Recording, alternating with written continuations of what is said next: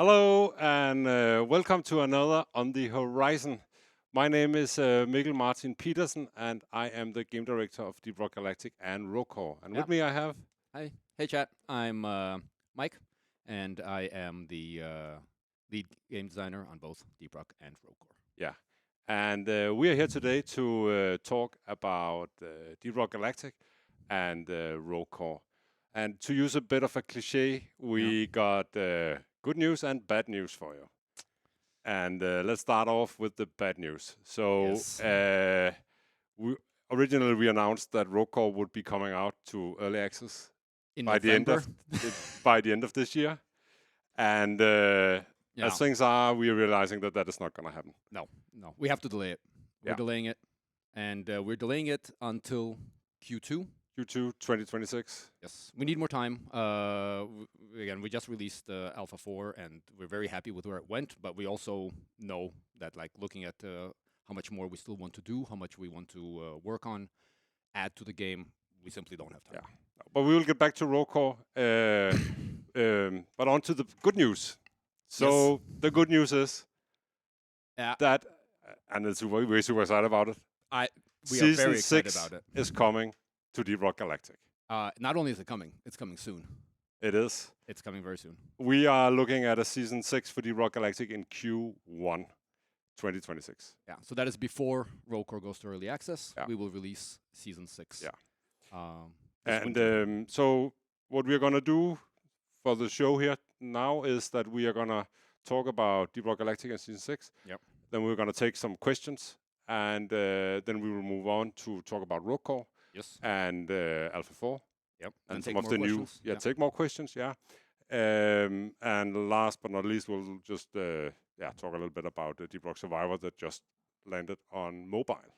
Yeah. But to talk about Season 6... Yeah, we need some help. We need some help, and we would like to see Andreas from Invisible Wall on stage. Hey, Andreas. Let's make some space.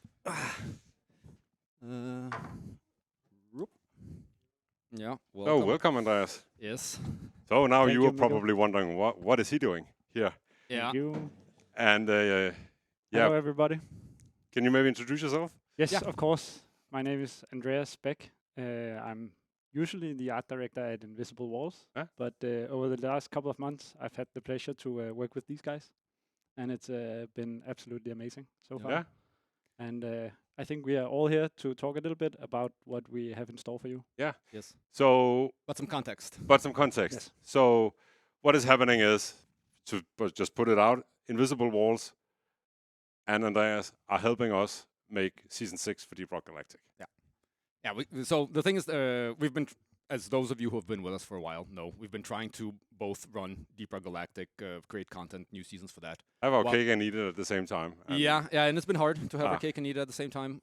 So luckily, Invisible Walls, they are about, 10, 12-minute walk away from our office. And we know them. Yes. Personally. Yeah, we've been friends for a long time. Yeah. And stars aligned, and we were able to try this out. And I think sort of like the idea started brewing, like I said. Actually, almost at the beginning of the year, the talks began, right? Yeah. And then it sort of get around the summers, we settled on it, and then we've been working on it for the last couple of months. Yes. Yeah. So we have stuff to show you. We do. That has been made. And the thing is that, like, we here at Ghost Ship, and I assume also, we're very, very, very proud of actually what has been made in this collaboration. We've been working very closely together with Andreas, me and Mikkel. We have weekly play sessions and all that stuff. So I think you're gonna see some amazing stuff. Yes. Pretty soon. Yeah.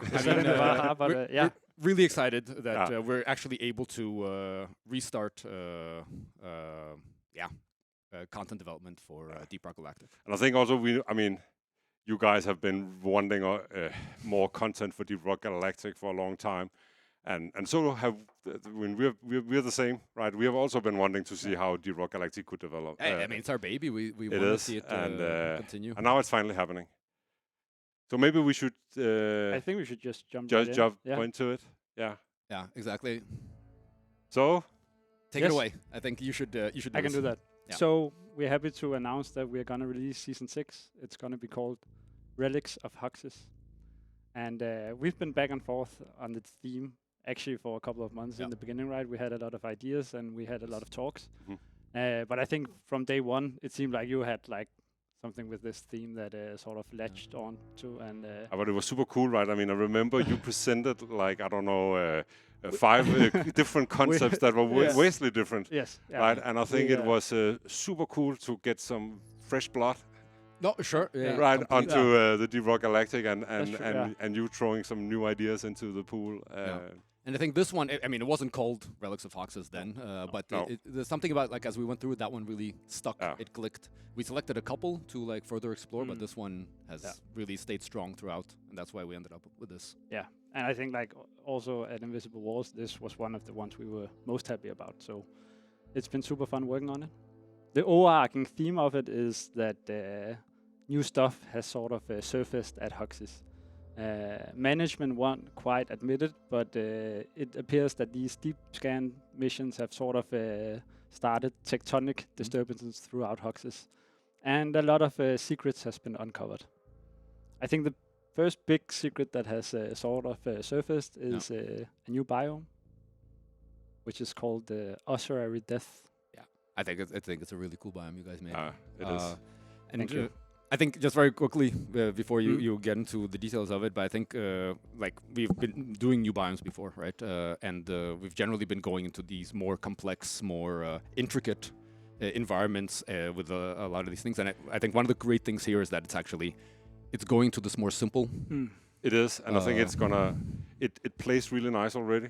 And I think it feels like a super nice backdrop to just playing Deep Rock Galactic. Yeah, exactly. And I think we have done some biomes that are more busy than this one, like Asia Wield or Hollowbow. Exactly. And this is just pretty, and the gameplay just plays amazing. Yeah. No, I think it's really cool, and it's nice. I mean, I think there's space for both types of biomes. But I'm very happy that actually we ended up on one that is, and it looks awesome, I think. But yeah, we've had so much fun working on it. Like there were a few challenges getting these columns to work and everything, but as it turned out, you have these awesome cases where the enemies sort of crawl from the ceiling down through these columns to the floor and everything, which is super fun. And we're just having a fun time in this biome, and hopefully you will as well.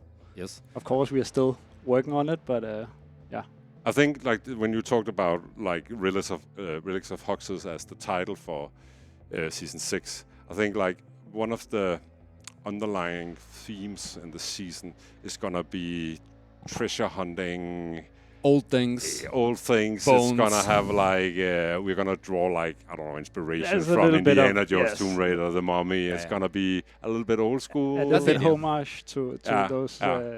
Definitely. But I think that will be more clear as we show you more images from season 6. And I think, I mean, if you talk more about the biome, because there's a lot of bones and stuff in there. Exactly. So this is like a fairly desolate place, as is obvious from the shots here. But the overarching thing here is that there's a lot of bones in this area, and they are sort of there for a reason, actually. As you will see in a few minutes, there's a story behind these bones. Other than that, it is like this sort of leftover place on Hoxxes that has been sort of hidden for centuries and decades, and it's finally being able to crack it open and see what's in there, which is going to be super fun. Yeah. Yes. It's super cool. And I like it. Actually looks right because I mean, it also is bringing a new look to some of the stuff. Actually, I don't know if we should go into that kind of detail, but we did talk a lot about colors right in the beginning as well, and there are a lot of colors in some of the other areas, and I think we were all sort of invested in this idea about going without a lot of colors for this one. So that is what we've tried to do. Yeah, I mean, I remember like before, right? I actually really wanted there to be some kind of accent color, and Mikkel, you were very much pushing for it too. I think I'm happy in the end. I think it's just. I think that would have sort of like removed some of the mood that is in there now. It's like dread, and it's a lonely place, an abandoned place, and I think that is. I think you nailed that feeling in the biome. A dusty place. Yeah, and also I think the fact that it is very brownish, grayish, the whole biome. Yeah. It allows all the game mechanics we have in a mission, or the minerals and all that, are just like popping. Yeah, which is super. It looks super amazing. Awesome. I also think it's really cool. I don't know, you can chat, you can probably see in some of the screenshots, but there are these structures along the walls running through it. And last time we were playing last week, right, I mean, you're actually able to use them for traversal. So this biome also, you get to actually move through it differently than you would. Yeah, you can also zip line to the stalagmites and everything, and it's exactly. So kind of like you also have in Lush Downpour, right? Yeah. Where it's like the structure allows a different kind of movement. So I think that's also really fun with this biome as well.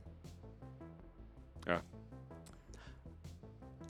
And now this is the next part of it, right? Because this place, even though it seems kind of abandoned, it's not fully abandoned. So we are excited to introduce a new enemy species in this season. We, through a lot of talking back and forth, we've found out that it's the Osirans. And they come in different shapes and sizes. What we will take you through first is the Osiran scrap. And it's these small buggers. And actually, I think at the early beginnings, they were just crawling around, and then Mikkel and Mike suggested that why don't they fly as well? So we tried that out, and they became even more annoying, but it was also kind of fun, so we stuck with it. Yeah, and I think just very good to give also context in terms of the combat situation where these guys sit, right? So they are fairly small. They're bigger than swarmers, right? They're a bit smaller than grunts, but they're in a combat situation, right? Because you gave them this armor. Yeah. So they are actually armored on their back. Yes.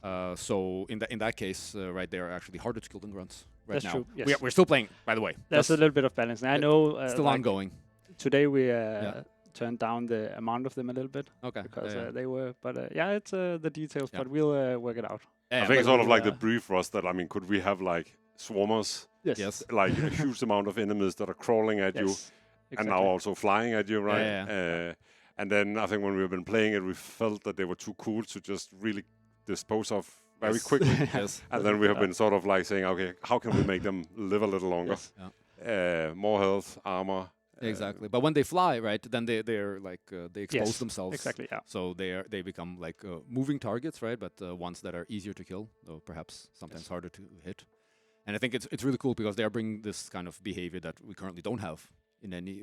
We have it with the Gniffer and like the Fester Flea, right? But they're not enemies. They're not attacking. That's true. I think it's quite cool. And then we have the Scrap's cousin, a little bigger. This one. If you haven't figured it out yet, this one is sort of the new bear trap of Hoxxes. So it doesn't sit in the ceilings as the cave leech. This one hides beneath the ground and lies in wait. And you will come across this once in a while. You're gonna love it. They're gonna love it. Hopefully, Reed hated. There's gonna be mixed feelings probably, but we are having a lot of fun with it right now. So yeah. The idea is that if you get too close, it grabs you, pulls you down, and then your friends have to help you out. And you are actually able to locate them if you are paying aware. Right. Yeah, ahead of time if you are paying close attention. But I think in a lot of the situations, you're also easy to miss them because of the lights and everything, right? But that's also a balance. Yeah, but you guys also did a thing like so, right? Because again, it does have some similarities with the cave leech, obviously, right? Ground cave leech or whatever. But you also did a thing that after it kills the dwarf, right? Unlike the cave leech, which of course are stationary and they stay, so you have a dead dwarf and then you come to rescue them, and then the cave leech comes and get you. Yes. Therefore, check above. This one does something different. Yes. Can you explain that? Yeah. So what we're trying out right now is that it grabs you and it takes you down, and then there's a window for your friends to kill it. Yeah. But if it manages to kill off the dwarf before your friends get to it, then it makes finish you off, and then it digs itself down again. And then it sort of relocates to a place in the vicinity, so that you should sort of, before you just dive in to resurrect your friend, you should probably look around in the area. Where does it go? Yeah, exactly. Yeah. I think that's going to be fun. I should add that what you're looking on, like throughout this entire presentation, is sort of still work in progress. So everything is prone to change in look and functionality. But I think if you out there are scared of this thing, I we can add that we're also doing a warning, right? With Yes. it? No, Yeah, these guys. yeah, Yes, yeah, we yeah, added a sure. warning. That is, Yeah, so you will not get rid of them necessarily. They will probably pop up now and then. yeah. Yes, and then you can get a double warning with these guys and the cave leeches. But their natural habitat is the new biome, right? Yes, that's true. Yeah, that is true. Next up, Next up, there's yes, also I think this a new is mission. yes. So we did pitch a few ideas. Actually, I think we pitched a lot of different ideas, and then I think it was a little bit of a coincidence that one of them that we pitched also resonated a lot with you, and we actually found files in the project from 8 or 9 years ago. Yeah. That sort of it's kind of funny. Yeah. So, but maybe take to the mission, Yes, then I can talk a little bit yes, about. of course. So the new mission again, tectonic disturbances. Everything has been shaken up, and all of a sudden, new things started to appear. Yes. And management is of course super happy about that. And if you jump to the next one, you will now be able to play the mission called Heavy Extraction. And in this one, you are sent down to Hoxxes to dig up these big pieces of resinite. And if you look that up on Wikipedia, you will find that it's amber. Whether there's something inside of it, management will not disclose as of this writing, but time will maybe tell. During the mission, you are sort of set down there to dig it out, and you can either do that by pickaxe or by the driller, of course. And Or dead packing the thing. yeah, that's true. Yes, You can do that as well. yeah, that's And true. I think just very quickly, because one for me very important thing about this mission is that it has actually gone. We've been doing new missions before, obviously, and generally they have been escalating in complexity as we've been trying to find new things for players to do, new cave structures for players to explore, and very often it becomes like a checklist of things to do, or a lot of machinery is involved. You're building things, or you're hacking things, or whatever. And I think what's really cool with this one that you guys did is that this is coming a little back more towards the simple exploration missions that we have.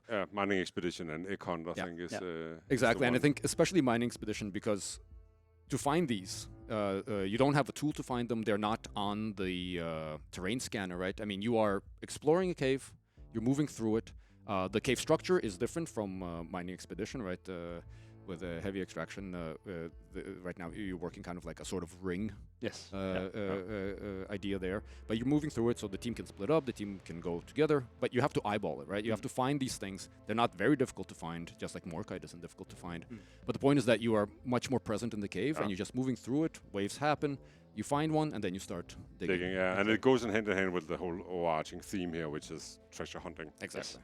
Exactly. Or relic hunting. Really. Yeah. So, but the funny thing, the thing you said in the beginning, it's actually, I think it's so old, this idea of, no, maybe you should tell about what is the blue thing on the side. Yeah, of course. Yeah, so the first step is to dig it free, and then at some point you've excavated it if not enough to get to the next stage. Yeah. And in this stage you have to attach lift rockets to this big thing. And a lift pod is sent down in the vicinity somewhere, and then you have to go get these lift thrusters and work together to get them down on the resinite mass. Yeah. And just very quickly, of course, if you're playing solo, right, the idea is the Vasco can help you dig it out, and of course, as always, Vasco can also help you carry things, right? So you can always laser point one of these, and he'll grab it. Yeah. And I think these lift rockets have been in the project, Yeah, right? so In some sense. So, I mean, I actually think that right after I designed Molly, I actually had this idea that, I mean, Molly could carry all the smaller debris you were mining with your pickaxe, and then I had the idea, well, hey, what if the dwarves are finding like huge rocks or huge mineral pieces that they need to get off planet? How are we doing that, right? And then I actually made a design for lift rockets. And I got so far as it was like some of the first voice recordings I even did with Javier for the Dwarves. So we actually had these very old yes, and then they recordings. stayed buried for all these years. And then we got onto other things, and it never made it. But finally, it's a dream come true. Yes. Now they actually exactly. 8 years in the making. Yeah.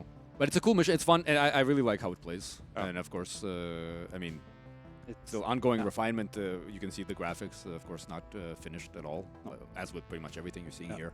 But I think it's going to be a really cool addition to the and I really like this treasure hunting aspect of it, that you are searching and you're not told where they are, and you just basically need to keep your eyes open and go to the mines. Yeah.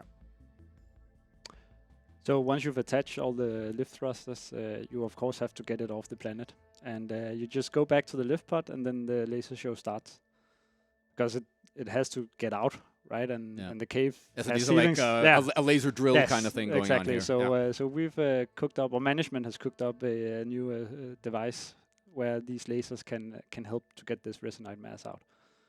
It seems more modern than what the drop pod is doing. Yeah, that's true. Yeah. Well, you know. But like they are developing over time, right? So, I don't know, but It looks really it cool. works. Yeah, I love it. yeah. I love it.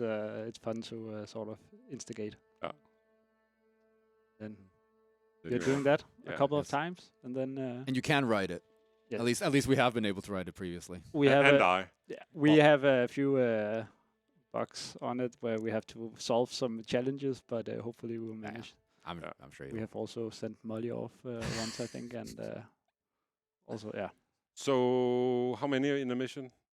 right now we have it. So depending on the length, you can do between 2 and 4. Yeah. Yeah. I think last time we And- played it was 3. Yeah.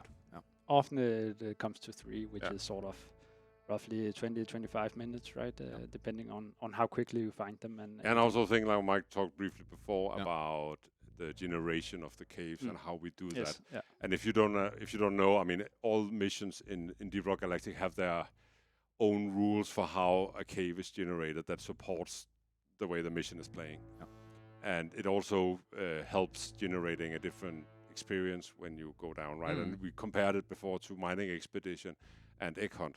That is also just a search for minerals, Yeah. right? That you need to locate yourself. But Mining Expedition is very linear. You start point A and you go to point B, and then you mine more kind on the way. Yes. And Egg Hunt is more like an open area with some tunnels that goes around, where you have to Yeah. explore a more, Yeah. I don't know. There isn't a path to follow. Yeah, exactly. In a And not there in the same isn't- way. And we're doing our own thing here. Yes. This mission is also getting its Yes. own set of Yeah. procedural generation. Yeah. And depending on what we do there, that can also add to the time Exactly. it Yeah, takes that's to true. play the mission, or Yeah. how complicated it is to play the mission. Yes. So it's something we're still experimenting with. Oh no, and we've tried some like very cool but very complicated Yeah. cave structures to Yeah. fall through, and of course there is space for stuff like that with high complexity Yeah. missions being rolled. I feel like Mark has been showing this picture now like 5 times or something. We can, So yeah, let's we talk can about move let's talk on. about Yeah. this guy, the event, the season event. I Yes. think you should.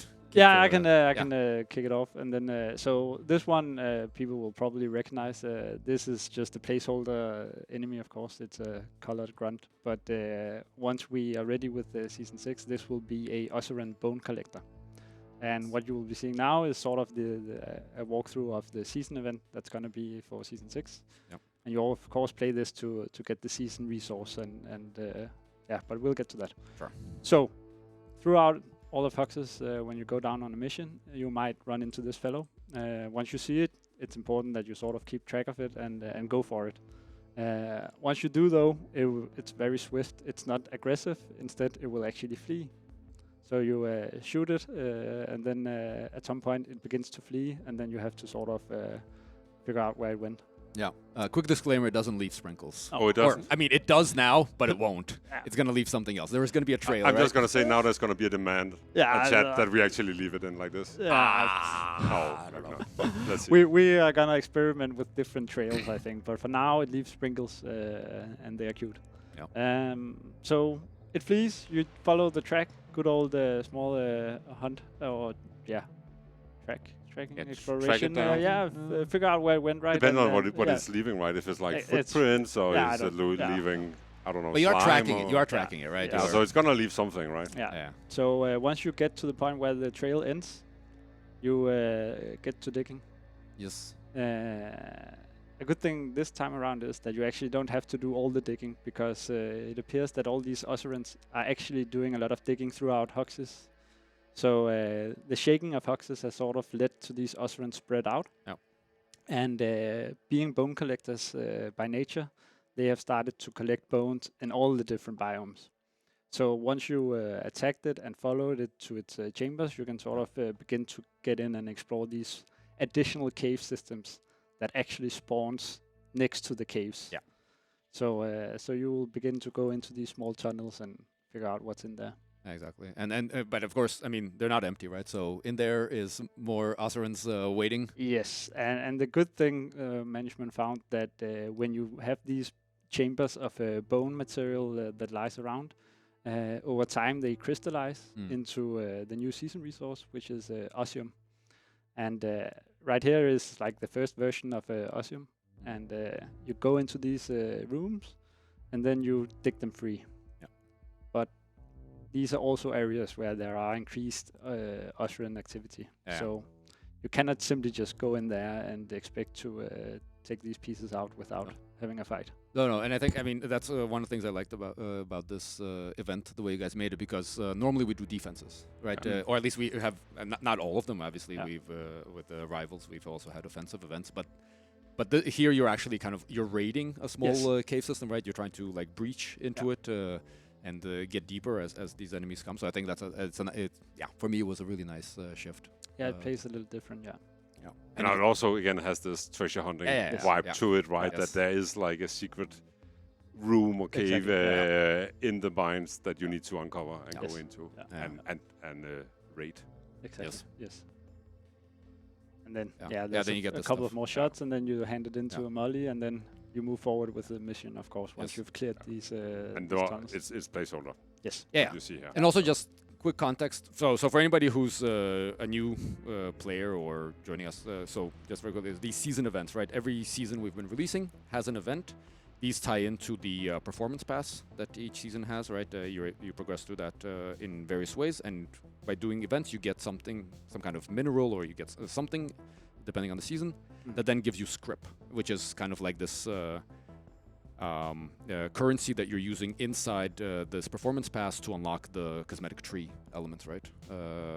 So that's what this is for. You know, script is actually a real thing, right?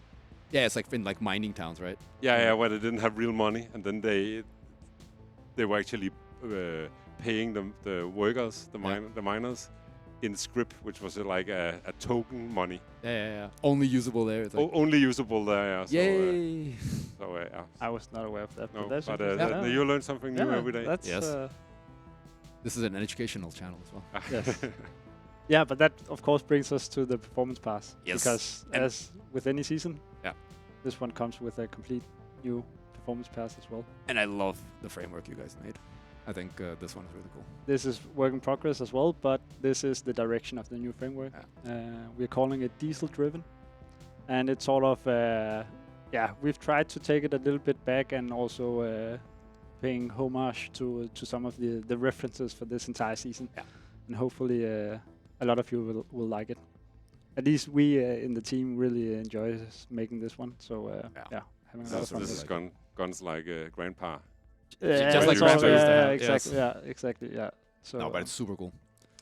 And of course, it's coming with other stuff, right? I just got a cramp. Oh no! It's okay. Stretch it out. No, but there, of course, there's and you got. I think a lot of people is asking for hats, right? So of course there will be hats, but there will also be other stuff. Yeah. There's going to be paint jobs, pickaxes, the usual stuff. The usual stuff. Yeah. And of course, just very quickly, as usual, again, for those that don't know, or just anything, like, I mean, we have this performance pass, and it is running in this like season pass kind of structure, but it is completely free, and there's no kind of anything. Just if you don't know. Yeah. So I think that was what we had to show you of the season 6 of the Rock Galactic coming in Q1 2026. And I think right now we are ready to actually take some questions from the chat. Yes. And I don't know, Mark, are you ready to? Yeah. Hey, chat. Give us the first one. one. So I'll be pulling some questions from both YouTube and Twitch, but to make me and Jacob's lives a bit easier, just preface your question with the word "question" in brackets, because then Jacob can search for him. We got our first question here. Is from Filthy Little Goblin, and he asks over on Twitch, will some of the new bugs be tameable? No, like Steve. I mean, Steve, everybody wants everything to be tameable. No, you're not. It's just the grunts. If you try to pet them, you'll lose your hand. Yes. Answer is no. I think it's been answered, yeah. Cool. Let me find another one. We've got a question from Night of Bane. What will swarms... Hold on, it's here. What will swarms be like in heavy excavations? On a timer or triggered by something the player does? Or will there not be swarms? We've been talking about this, and I don't think we've settled on anything specifically yet. But as it is right now, you have usual swarms On a timer. On a timer, and then we have like an increased what's it called, like a risk of a smaller swarm spawning during the excavation. You're making a lot of noise, exactly. After all, so it's only fair that you're waking up stuff. I think that plays really well. So I mean, I think that actually may be what we stick with. Again, we're continuously playing. It's our process, right? We iterate all the time. So, but it goes a little bit to this thing about like, I mean, the swarms that are coming by a timer. And it has nothing to do with the mission. The nice thing about having a system like that is that it becomes more unreliable what is going on, right? I mean, you can be in the middle of the thing and then suddenly a swarm hits, or if a swarm haven't been hitting you for a long time, maybe you should wait a little bit to do stuff and so on. So I think there's something nice about not having it too much tied to the events you do. Yeah, exactly. I agree. Ooh, next question. Will your team have to dig out dwarves who were pulled into the ground by the leech? It's not the leech, it's the pit jaw. It's the Osirian pit jaw. Actually, we talked about this just the other day. Yes. And could be cool. So right now, cool. The dwarf, if dead, just lies in the bottom of the pit, and then you can run down. Part of me really like this idea about it being a sort of pulled even further down, but I think we should try it. I think it's worth a shot. Yeah. So the question is, of course, I'm just saying, features don't come without challenges. No, right? That's true. Yeah. And we just talked about it. So, but one thing that could be problematic with it, like working like that, would be in solo. But then Bosco can dig you out first. Yeah, that's true. Like an Aquark. Then carry your body. My son, he's very sick.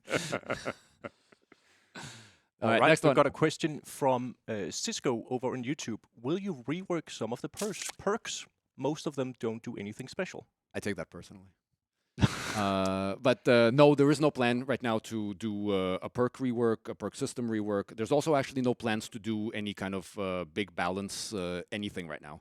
We're very much focusing on getting again, right, this mission, the biome, and then I think for like looking to future seasons, then we need to figure out how we can do this so that we can actually do the balancing in a way that like we don't want to do it like quickly, half-assed, and it is a big job, right? I mean, just I also think that I want to add here that I mean, it is a pretty huge task for a new team who haven't been sitting with the project and working with it to just like take over. Yeah. Here is what Mike and I and the rest of the team here at Go Ship Game has been working on for 8 years. Yeah. Here, go and do something, right? Yeah. I mean, I think that's we did talk about perks, secondary overclock, stuff like that. But I think we early in the project, we agreed that that's not for the first season we are doing. Oh. Yeah. So we are doing something where it's easier for you to get into how things work and getting the kinks of the whole project. Yeah. And part of it is also, I mean, the way we are actually working, right? So almost all of the production is actually being done by Invisible Walls, right? I mean, it is myself and Mikkel, and then a few also key people at Ghost Ship who meet with you guys and talk with you, right? But we are more in this like direction-giving role and feedback-giving role, and where we play together. But so therefore, I mean, like Mikkel says, it would be a crazy thing to just jump into it and do all these things, and weapon balancing is one of those things that I think like. I think also in that vein, there's a question here from NC over on YouTube. He asks, "It looks awesome. With what frequency do you plan to release seasons for DRG from now on?" Oh, okay. So I think we have never made any announced, or maybe we have, but I mean not really set anything in stone. We are always just working one season at a time. Yes. Then and I think that is gonna be the same here. And I think if let's say that it goes well with season 6 and we get some ideas for season 7, right? Then those ideas can be smaller or bigger, right? Or they can take longer or shorter time to actually execute. Yeah. So I think there is a lot of uncertainty in actually saying anything here. I agree.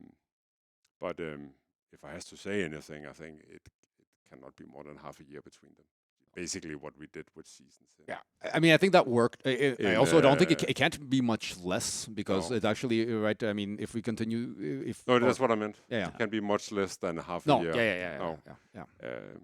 So every time when we do a new season, right? I mean, there's a period both up until we launch a season where we are doing marketing and we are bug fixing and finalizing and tweaking and voice recording and a lot of stuff needs to happen towards the end where we are not really producing so much, but we're just wrapping everything up. Yes. And then after launch, there's a long period as well where we are making sure that the game will be running on Xbox and hot fixes, PlayStation and hot fixes and so on.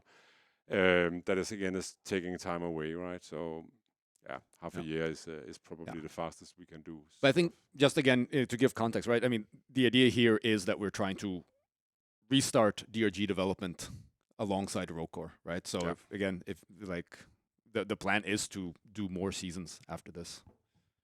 At least Nicholas World over on YouTube here asks, so is Invisible Walls now going to do the content for GRG while GSG focuses on Rogue Core? Yes, I think that is literally what is going on. Yes.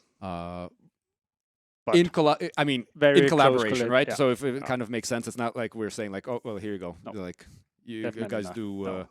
DRG is still very. I mean, for me personally, and I think for a lot of people on the team, and you as well, DRG is a very, very special game, and as such, we want to make sure that it.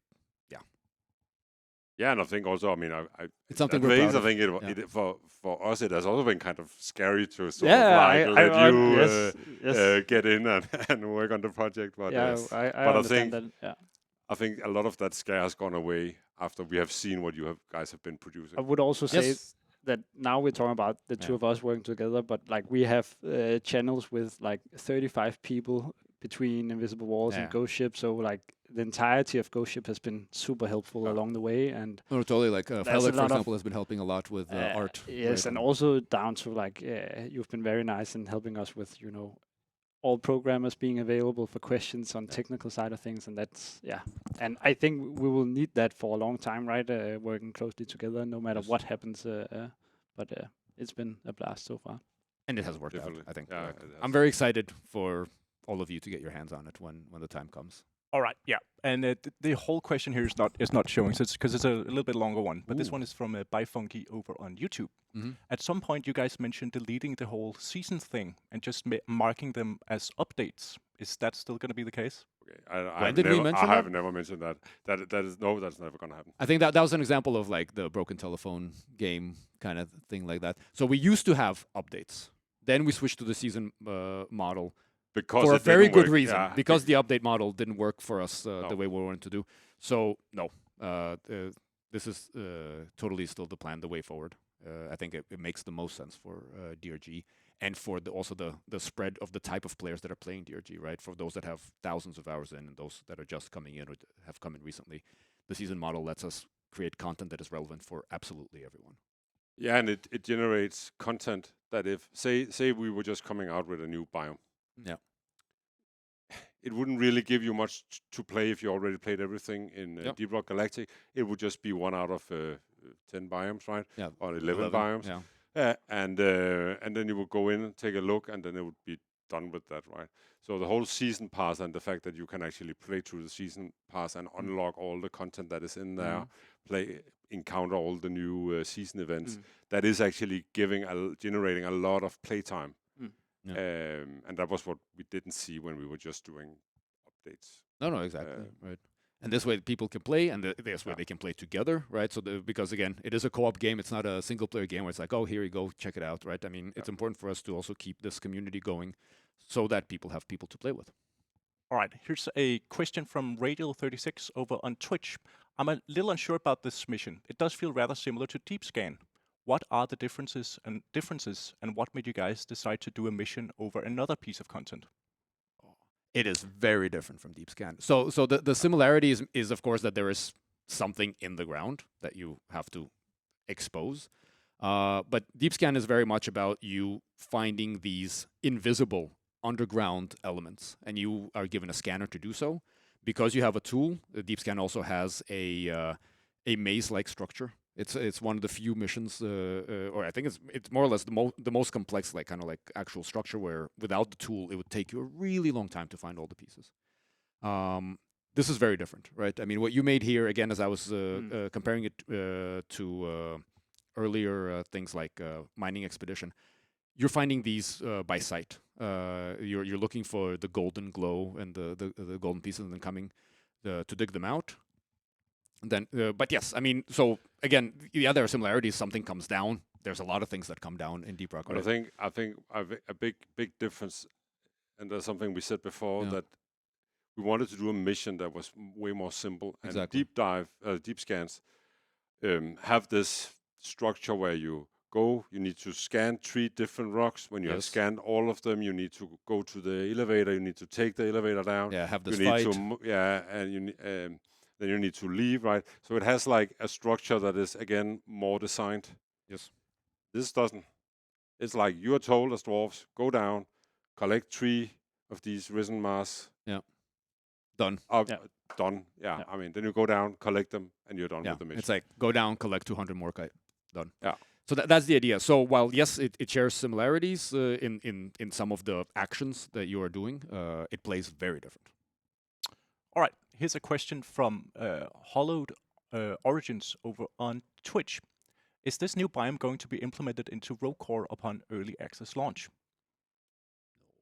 So I don't think so, and I think that on Rogue Core we are developing a lot of new things, right? And you're going to be working now on Deep Rock Galactic, and it's going to be almost impossible for us to like keep everything in constant sync with each other.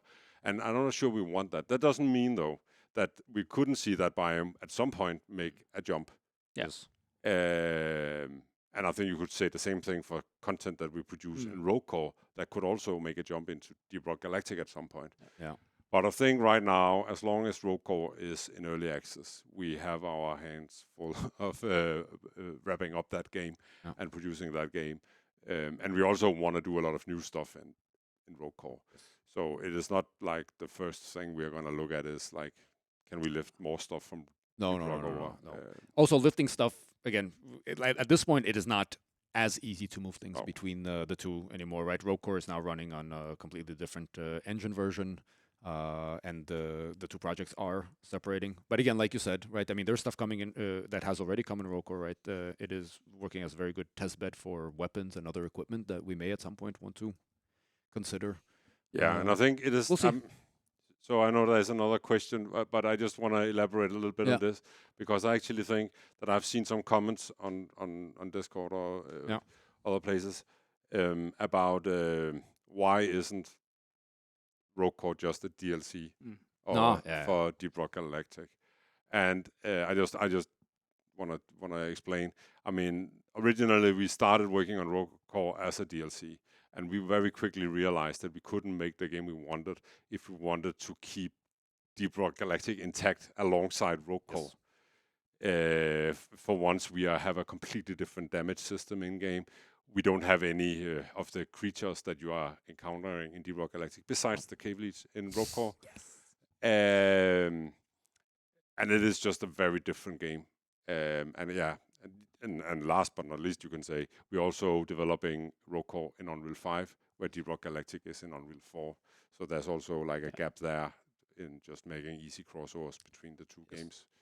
No, so, but a lot of things under the hood have been changing and continue to change. Also, like a lot of networking stuff that we're doing. And we wouldn't have been able to do this if it was part of Deep Rock Galactic, right? I mean...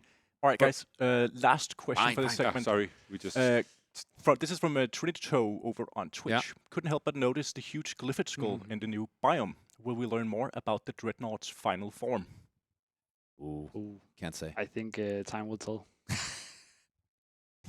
Cut! Sorry. I know, that was just stick around in Deep Rock Galactic for the next couple of years, then maybe. No,